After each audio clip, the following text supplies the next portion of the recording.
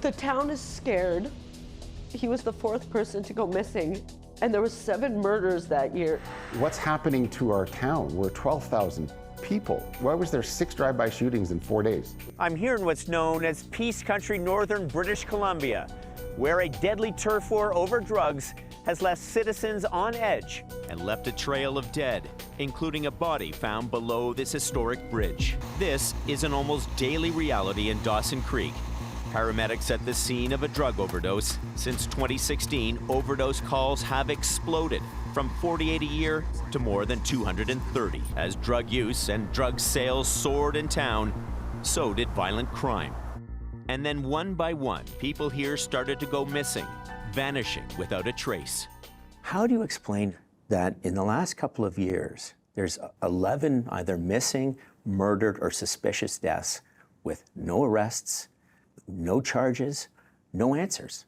Well, it's a tough one, but I can explain it this way, that these investigations sometimes take very, very lengthy periods of time. Within the next 6 months, we will have some level of success. I think there's about 50 people in that area, and extends into Alberta a little bit, who are involved in the street to mid-level drug trade, and they're causing a lot of the trouble. I can't even get an email returned from a police officer or an investigator outside of Dawson Creek that are taking over these files.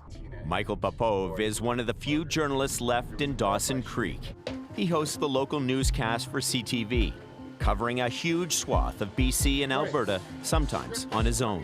As local media dries up, so does the public pressure on all levels of government and the police to find solutions. Indigenous women and girls are 6 times more likely to be murdered in Canada than non-Indigenous women. 15% of Dawson Creek's population identifies as Indigenous. And Darylyn's family felt her disappearance wasn't getting the attention it deserved from the RCMP. I started going around town and talking to everyone. I went on trips to Grand Prairie. I'd walk around the streets there, showing everyone her picture, telling everyone her name, her story, all that. Jordan's search for her stepsister began to yield some disturbing clues. The last rumor I'd heard about her where she was in someone's house and wasn't supposed to be there when these people showed up. Heard something she wasn't supposed to hear, saw something, and they shot her in the face for that. Violent crime in Dawson Creek has started to trend downward as people are looking for their own solutions, like more drug treatment facilities, more citizens on patrol, more people fighting for their town. I'm speaking out.